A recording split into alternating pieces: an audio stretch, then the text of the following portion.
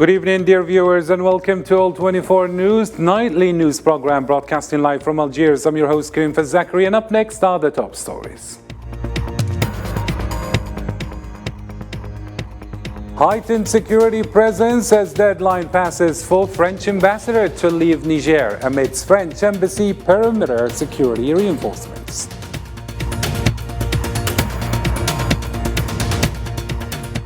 France approves new facilities for accessing the archives of the Algerian Revolution, lifting secrecy from the files of the victims of colonial crimes.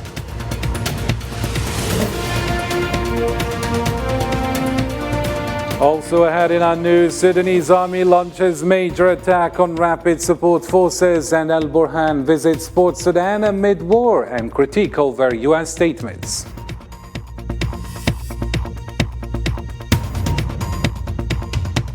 And in Spain, opposition leader open to separatist negotiations stands firm on excluding Sanchez from power.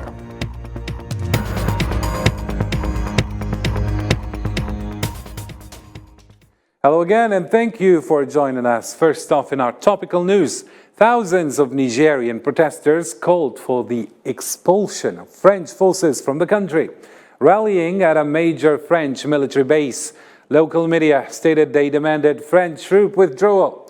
The military council fortified security around the French embassy in Niamey and prompted heightened protection as the deadline neared for the Paris ambassador to leave. The council also directed the army and police to secure the embassy perimeter, in line with supporters' calls to gather there. It's all part of the general mobilization we have here. It's to demand the departure of these invading forces, these occupying forces, the French force here at Niamey Air Base. That's why we wanted to come to the door of this base to ask them to leave our country from here. We don't need this occupying force. We don't want them on our land. We thank them, but we don't intend to go home. Hence the purpose of this demonstration. The Nigerian military leaders vow to persist in their efforts until the day when no French soldiers remain in the country. Addressing around 20,000 Nigerians who had assembled at Niamey's Kanchi Stadium to back the military council, Colonel Abru Amadu, a council member, affirmed that the fight will endure until the complete withdrawal of French troops from Niger. If we ask for their ambassador to leave, let him know that it was a decision taken by all Nigerians, because the CNSP today represents all Nigerians. And as you can see, the CNSP is supported and encouraged, if you like, by all Nigerians. So in this case, we're not in the 18th century, where someone has to impose or dictate to us what we should do. Still with the same file, popular opposition is surging in several West African nations due to ECOWAS-imposed sanctions on Niger. Civil organizations and human rights groups claim ECOWAS is aligning with imperialist powers, risking a proxy regional conflict. Here's Osama Ayadi with more. In sharp contrast to West African governments, the people across ECOWAS nations are strongly rejecting economic sanctions and the potential use of military force against Niger. We strongly condemn all forms of unfair and inhuman sanctions that harm the Nigerian people who have already been suffering because of the fight against terrorism for years. Alongside the ECOWAS meetings, the streets of West African countries have transformed into platforms for demonstrations against the organization's decisions regarding a potential military intervention in Niger. Countries neighboring Niger, like Burkina Faso or Benin, have orchestrated a wave of protests to exert pressure on ECOWAS leaders. This tension between leaders and citizens has never been more pronounced, posing significant uncertainty on the region's future. Analysts are cautioning about the risks of an uncalculated war. What is the benefit of igniting a war in the region? What can Benin benefit from the outbreak of military confrontations on its borders? This situation will only lead to destabilization of the region. And for this, we appeal once again to the president of the ECOWAS group and to the president of Benin, Petrus Talon in particular, to really reconsider the position. We call on Niger's living forces inside and outside to rid our country of hegemony. and we call on them to remain recruited to defend the homeland. We condemn attempts to destabilize our country, which has become an object of ambition for imperialist colonial powers, in collusion with some ECOWAS countries. Since its inception in 1975, ECOWAS has never witnessed such a deep divide between official stance and public sentiment. The group's leadership is split between those who oppose and those who support the military intervention in Niger. This critical juncture has raised doubts about the credibility of the ECOWAS, especially as accusations grow louder, alleging that the organization is either acquiescing to or colluding with foreign interests. Mohamed Idris Dabi, head of Chad's Transitional Council, emphasized heightened vigilance for the Tibesti region adjoining Libya and Niger. He urged local influential entities to actively support defense and security forces in safeguarding borders, people, and assets. Dabi's visits to Berdei in Tibesti followed a week-long stay at the state's military base, Kouri 60, as reported by the Chadian presidency. Étant une province frontalière avec la Libye et le Niger. Regarding the importance of the border province between Niger and Libya, authorities of both countries have to show large vigilance. Security in both countries have to show coordination and support in their mission to protect people and property. Together, we have to be ready to face all security challenges to guarantee peace and stability in the region. On Monday, the UN Security Council reviews the Secretary General's plan to shift MINUSMA's responsibilities in Mali. MINUSMA's commander, El-Qasim Wen, will brief remotely, while Jean-Pierre Lacroix and Atul Kar will share insights from their Mali visit in October. In June, the Security Council determined to conclude MINUSMA's task, transferring responsibilities through collaboration with the UN country team and the Office for West Africa and the Sahel. On Sunday, Congolese president held discussions with Bintou Keïta, the head of the MINUSCO mission, regarding the last preparation for the withdrawal of United Nations Stabilization Mission in the Democratic Republic of the Congo. The mission issued a statement noting that the talks primarily centered on the security situation of the eastern part of the country, particularly concerning the activities of the March 23 movement, SADC. The European Union plans to initiate a civilian military mission in West Africa next autumn, focused on training forces in various countries for enhanced counter-terrorism efforts. The German newspaper Welt am Sonntag disclosed the mission's launch in Ghana, Togo, Benin, and Côte d'Ivoire, with the exact European personnel count for the Gulf of Guinea nations yet to be determined. This mission aims to combat terrorist groups' operations in West Africa and the Sahel region. To other regional news now, the Tunisian Ministry of Foreign Affairs reported on Saturday that it's facing suspicious attacks and malicious campaigns against its diplomatic and consular missions on social media. In a statement posted on its official Facebook account, the ministry noted its stance against using these platforms for insulting state symbols and officials. It emphasized taking legal action to uncover the identities behind these accounts and pursuing them through the judicial system. And in other news, French authorities have granted expanded access to archives concerning Algeria's liberation war. This includes files on martyrs and victims under 20 years old during the revolution. Yet, confidentiality remains for certain records, citing the need to safeguard personal privacy and the security of individuals involved in intelligence activities. Here's Islam Said. In an unprecedented move pertaining to Algerian memory and historical inquiries of the rights of victims' families, French authorities have approved broader accessibility to archives concerning the Algerian Liberation War. The move comes following demands from historians and families seeking clarity on this pivotal period. According to a decree published in the official Gazette on Sunday, this expansion encompasses even the files associated with minors during that period. However, the decree also maintains the confidentiality of certain records, citing the need to safeguard individual privacy and protect the identities of those who may have been involved in intelligence activities. One of the main obstacles to accessing the archive relates to not opening files related to those under the age of 21 due to the legislation at that time, and these files were still covered by the archive's 100-year confidentiality period. This restriction, in addition to several other restrictions, caused most of the files to be closed. This progressive measure aligns with a policy of reconciliation that President Macron initiated during his first term.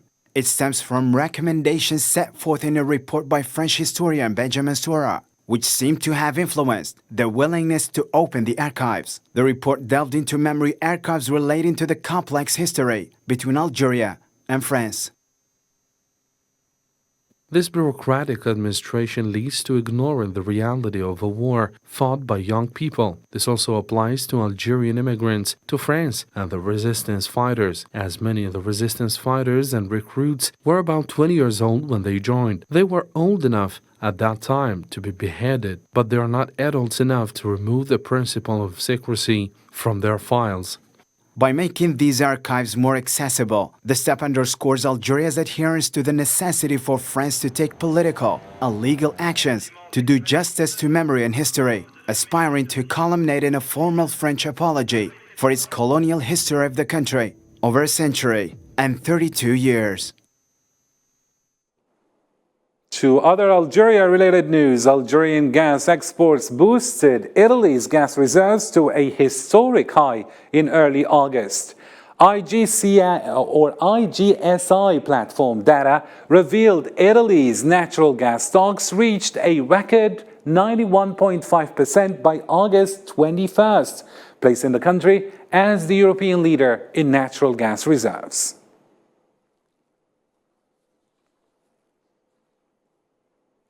To neighboring Morocco now, the unemployment rate in the country increased during the second quarter of this year due to fragile growth, uncertainty stemming from drought, and the nation's worsening financial situation. Data from Morocco's High Commissioner for Planning indicated a rise in the unemployment rate by 12.4%, impacting over 1.54 million individuals, with youth unemployment reaching 53%.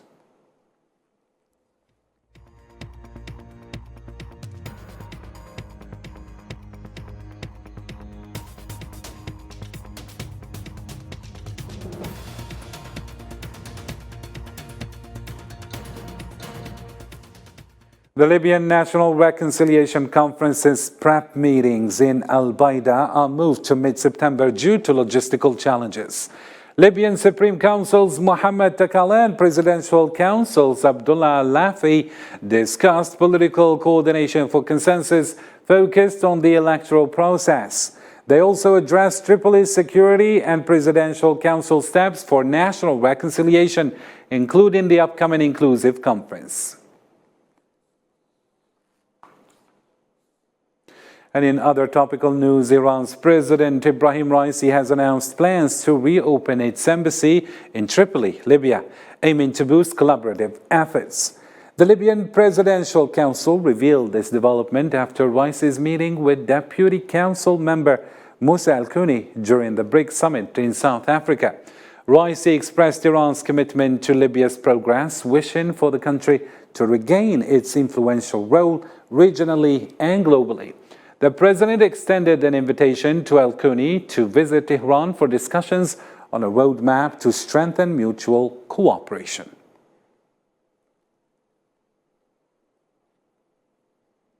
Still in Africa, Gabon has instituted a curfew and internet suspension effective from Sunday to curb potential violence following the closure of polls on Saturday.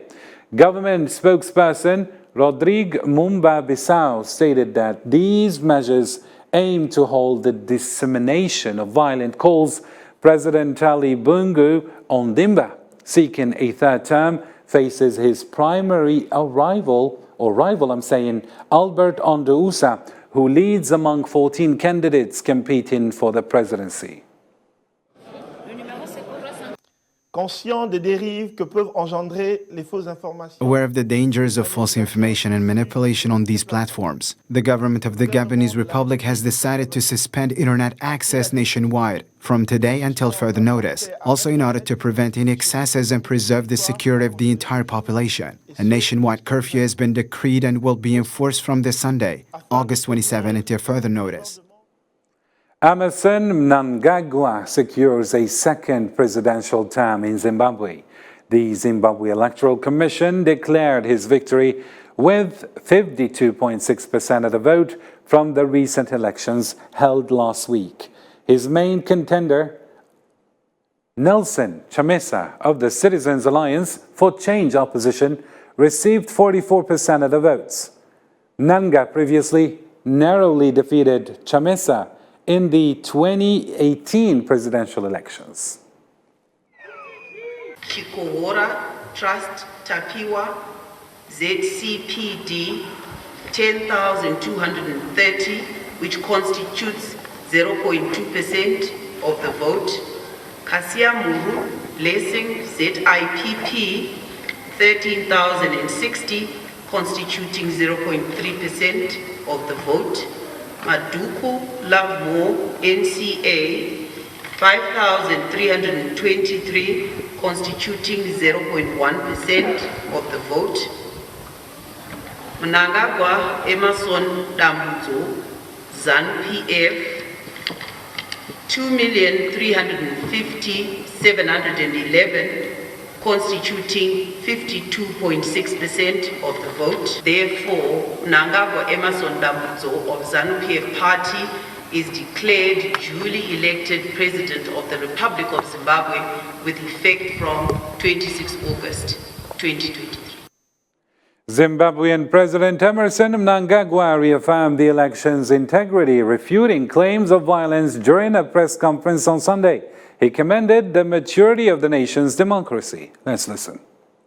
I'm sure that very few people in this country will say that the elections were marred by any violence, because there was no violence at all.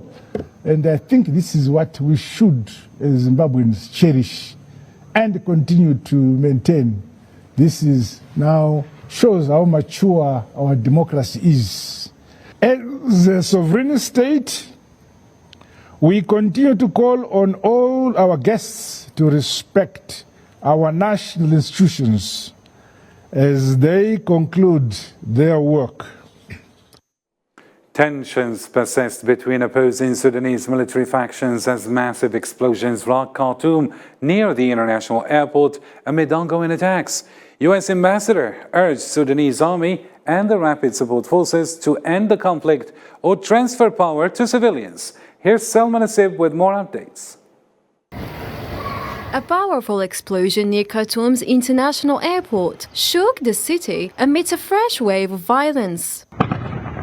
The army reportedly massively attacked the Rapid Support Forces at Khartoum Airport, prompting U.S. envoy John Godfrey to call for resolution and civilian leadership. The belligerents who have demonstrated they are not fit to govern must end the conflict and transfer power to a civilian transitional government. In response, the Sudanese Foreign Ministry called on the U.S. envoy to retract his comments and reconsider stance on the current conflict. The comments reflect the U.S. ambassador's lack of respect for the Sudanese people and their independence. We expect the U.S. ambassador and his country's government to correct this unbalanced and defective position, and for the envoy to distance himself from comments that contradict diplomatic norms and rules and do not help to end the crisis in our country. Meanwhile, the head of the Sovereignty Council in Sudan, Abdel Fattah al-Burhan, arrived at Port Sudan Airport since the fighting broke out between the army and the Rapid Support Forces to meet with the UN troops as humanitarian crisis escalates. As the situation unfolds, many calls urge for immediate resolution amid warnings of rising diseases due to the war, which according to Martin Griffiths, is fueling a humanitarian emergency. Spanish Popular Party's leader and prime ministerial candidate Alberto Núñez Feijóo is open to negotiations with dialogue-seeking political groups, including autonomous regional leaders. Feijóo family stated that his willingness to negotiate does not involve yielding to blackmail or minority pressure. He affirmed that his party would put forth its prime ministerial candidacy regardless of winning the majority of votes. The installation committee entails a commitment to talk to whoever wants to talk, and then you can agree or not. And this is what I will try to do during the next few weeks.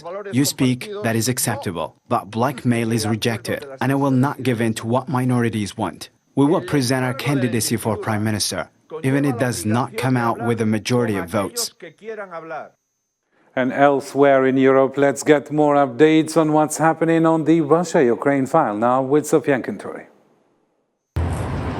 Drone attacks between Russia and Ukraine intensified, with Russian authorities reporting they successfully repaired Ukrainian attacks on multiple fronts, neutralizing 37 Ukrainian drones overnight. The Ukrainian side also announced repelling 4 Russian drones over northern and central territories, launching in response an attack in Crimea that inflicted casualties among Russian troops.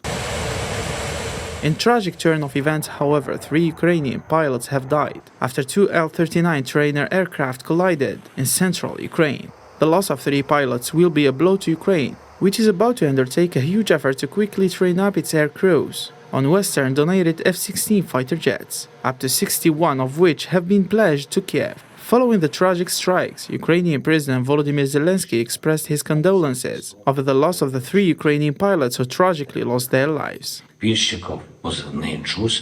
Yesterday, a catastrophe occurred in the sky over the Zhytomyr region. 3 pilots lost their lives. Among them was Andrei Pilchikov, call-signed Jewish Ukrainian officer, one of those who greatly helped our state. Speaking of the air crash, and in an equally significant development, Russia's investigation committee announced on Sunday the results of genetic tests that confirmed the identities of individuals killed in the plane crash. Among the victims was Yevgeny Prigozhin, the founder of the Wagner military group. Prigozhin showed everyone how it should and shouldn't be done. Of course, for many commanders, managers and leaders, an example for a person going to the front line and taking a flag in his hands. Elsewhere in Russia, the Ministry of Defense disclosed that Russia's Air Force scrambled 2 jets to force 2 drones to stop reconnaissance near the Crimean Peninsula, to change the direction of flight and leave the areas of aerial reconnaissance. For more stories making headlines around the globe, here's the news in brief. Iranian Vice President Daoud Mansour announced on Sunday the release of part of the Iranian assets frozen in South Korea, Turkey and Iraq. Mansour, during a speech at a meeting with the country's planning elites and economic experts, explained that the released assets include the central bank's reserves collected in the form of oil export incomes. This comes within the framework of an agreement between Washington and Tehran this August, which also includes an exchange of prisoners between the 2 parties.